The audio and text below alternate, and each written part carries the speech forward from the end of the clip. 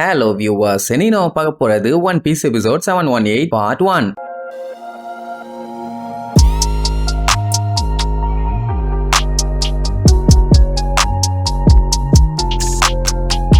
Open பண்ணா அந்த பெலமி இன்னும் அடங்காம லூஃபிய போட்டு தள்ளியே தீர்வேன்னு செவுத்துல கண்ணா பின்னான்னு கூச்சிட்டு இருப்பான். அப்படி அவன் குதிக்கிறதுனால ஏகப்பட்ட ரத்தம் வெளியில சிந்துது. லூஃபியும் எவ்வளவு சொல்லுவான், நான் ஏன் நீ என்னைய கொல்றேன்னு சொல்லிட்டு நீ செத்து போயிடாத, கொஞ்ச நேரம் மூடிட்டு இருறான்னா அவன் கேட்கவே மாட்டான். அவனுக்கு கடுப்பு என்னன்னா, நான் உன் எனிமி, அப்படி இருக்கும்போது என்னைய ஏன்டா கேர் பண்ற, என்கிட்ட சண்டைக்கு வா, ரெண்டு பேரும் மண்டையை உடச்சுக்குவான். அட வீணா போன எடுவட்ட மூதேவி, ரெண்டு பேரும் நார்மலான டைம்ல இருந்தா ஓகே, ஒரு ஹெல்த்தியான ஃபைட் போடலாம். இப்ப நீ இருக்க இந்த ஸ்டேஜ்ல நான் அடிச்சேன்னா ஒரே போல்ல செத்துருவேன். அதனால திருப்பி சொல்றேன், சண்டை வேண்டாம், சொன்னா கேளுப்பான். ஆனாலும் கேட்காம லூஃபிய வந்து அடிச்சுக்கிட்டே தான் இருப்பான். ஏன்னா அந்த மூதேவி சாகரக்கு தயாராயிட்டான். அதனாலதான் லூஃபிய போட்டு அந்த அடி அடிக்கிறான். நீ கிங் ஆஃப் த பைரட் ஆமான்னு ஆசைப்படுறவன் தானே, அப்படின்னா இந்த மாதிரி டைம்ல நீ சண்டை போட்டுதான் ஆகணும்னு சொல்லி ஓங்கி வந்து லூஃபியோட நெஞ்சில சரியான அடி வாங்கின அடியில நம்ம பையலுக்கே கொஞ்சம் கேர் ஆயிரும். அந்த அளவுக்கு அந்த வெறி பிடிச்ச முண்டம் காட்டுன்னு காட்டிட்டு இருக்கான். அப்படியே கட் பண்ணா இங்க கைரோஸ் ரெபேக்கா எல்லாம் பயங்கர ஷாக்ல இருக்காங்க. ஏன்னா அந்த டியமண்டேவா போட்டு பொழந்து கட்டியாச்சு. சரி அவ்வளவுதான், பஞ்சாயத்து ஓவர்னு பார்த்தா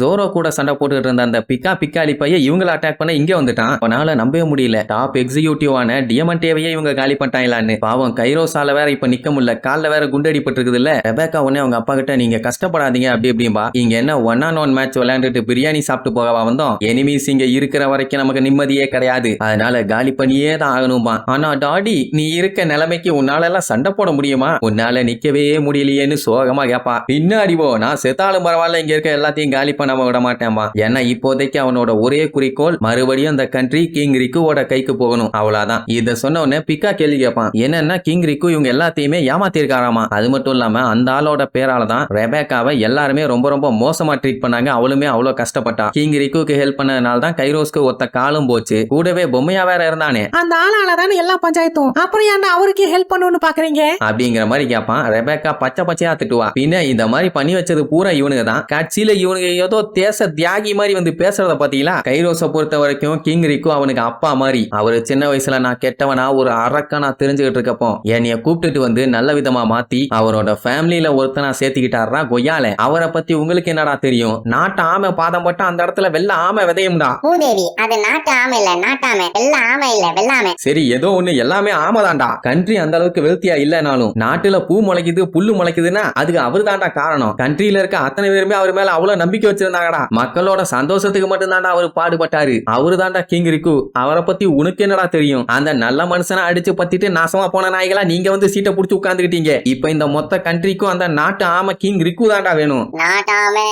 நாட்டாம அப்படின்னு அவன் கண்ணுல வெறிய பார்த்த உடனே பிக்காவே ஒரு செகண்ட் அசந்து போய், நல்ல ஆமையா இருப்பான் போலயே, சரி ஓகே நான் போயிட்டு வரேன் அப்படின்னு சல்லுன்னு கிளம்பிடுவான். எல்லாத்துக்குமே ஆச்சரியம், என்ன நடக்குது இங்க, இந்த டைலாக கேட்கதான் இவ்வளவு தூரம் வந்தான்னா முன்னாடியே சொல்லி அனுப்பி விட்டுருப்பானே. ஆடா சண்டால பயலான்னு சொல்லிட்டு இருக்கும் போதே அவன் தேர்ட் லெவலுக்கு போய் அங்க இருக்க ஆளு எல்லாத்தையும் அட்டாக் பண்ண ஆரம்பிச்சிருவான். பார்த்ரோமியோவே பயந்துருவான், என்னடா நடக்குதுங்கன்னு. இப்படி அவன் அங்க ஆட்டம் போட்டு இருக்கிறத பார்த்த உடனே ஜோரோக்கு கடுப்பாயிரும். பின்ன இங்க ஒரு ஜென்டில்மேன் இவ்வளவு சீரியஸா சண்டை போட்டுட்டு இருக்கும் போது இவனை விட்டுட்டு அங்க இருக்க ஆளு எல்லாத்தையும் போய் அட்டாக் பண்ணிட்டு இருந்தான்னா அது இவனை அவமானப்படுத்துற மாதிரி இல்ல. ஒப்பம் அவனை இருறா வரன்ட்டு கிளம்புவான். அதே நேரம் அவன் என்ன பண்ணுவான், அடிபட்டு கீழே கிடப்பாங்கல்ல அவங்க எல்லாத்தையும் தூக்கி போட்டு அடிச்சுட்டு இருப்பான். இங்க பேபி ஃபை அதெல்லாம் கண்டுக்காம சாய கல்யாணம் பண்ணிக்க போறேன்னு சந்தோஷத்துல இருப்பாளா. அந்த டைம் பின்னாடி வந்து, அடியே சண்டாளி பேபி ஃபை, எங்களையவே ஏமாத்திரியா, உன்னை செப்பல்ஸ்ல அடிக்காம நான் விட மாட்டேன், இந்த சாவுடி அப்படின்னு கல்லுக்குள்ள வச்சு அவளை நெசுக வருவான். அந்த டைம் இடையில சாய் பூந்து அவளை தள்ளி விட்டுட்டு அவன் மாட்டிக்குவான். அந்த டைம் நம்ம சிஞ்சாபோ இடையில பூந்து சாய காப்பாத்த பாப்பாரு. யோ கிளவா, உன் பின்னாடி தாயா இருக்கா, என்னைய காப்பாத்திக்கிட்டு இருக்க, அங்க பாரியாமா. அவன் உடனே அட்ட டைம்ல எல்லாத்தையுமே அடிச்சு திரிய விடுவான். பரவாயில்ல, சாய் தான் கொஞ்சம் நின்னு விளையாடுவான். அந்த டைம் அங்க ஜோரோ கடுப்புல கத்திக்கிட்டே ஓடி வருவான். டே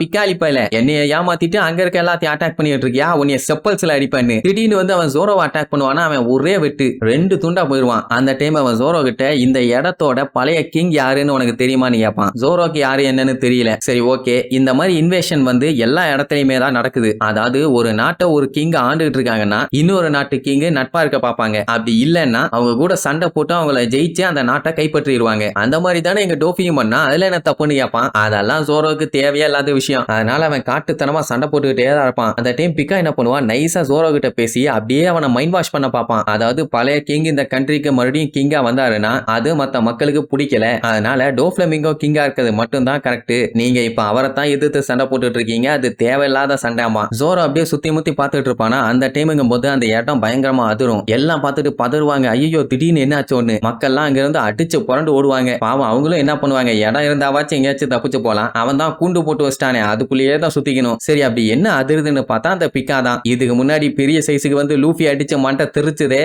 மறுபடியும் அதை ரீஃபார்ம் பண்ணி பெரிய ஸ்ட்ரக்சரா உருவாவானா. அதை கிங்கு கைரோஸ் ஊர் மக்கள் அத்தனை பேருமே பார்த்துட்டு அலன்றுவாங்க. ஏன்னா அவ்வளவு பெரிய உருவத்தை எங்க இருந்து பார்த்தாலும் கிளியரா தெரியும். அதா தண்டி சைஸுக்கு மாதிரி இது டோஃப்ளமிங்கோட கண்ட்ரி. அவரை தவிர வேற யாரையுமே ஆள விட மாட்டேன்னு அவனோட முழு உருவத்தை அதுக்கப்புறம் தான் காட்டுவாங்க. அடேங்கப்பா எத்த தண்டி. ஆமா இந்த பிகாவோட பவர் உங்களுக்கு கிடைச்சதுன்னா நீங்க என்ன பண்ணுவீங்க? அதான் ஸ்டோனை கண்ட்ரோல் பண்றது. நீங்க நினைச்சீங்கன்னா எந்த செவுத்துக்குள்ள வேணாலும் பூந்து வரலாம், எந்த செவுரா வேணாலும் மாறலாம். ஏன் நீங்க நினைச்சீங்கன்னா வீடு கட்டலாம், பேலஸ் கட்டலாம், பங்களா கூட கட்டலாம். ஏன் ஊருக்குள்ள கஷ்டப்படுறவங்களுக்கு வீடு கூட கட்டி கொடுக்கலாம்.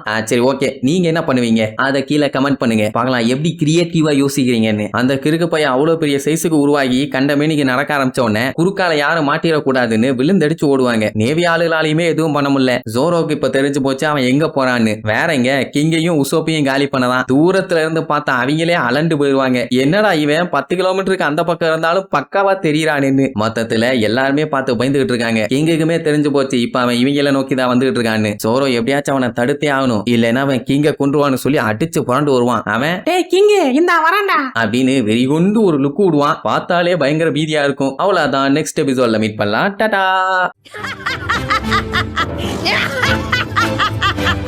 Yeah!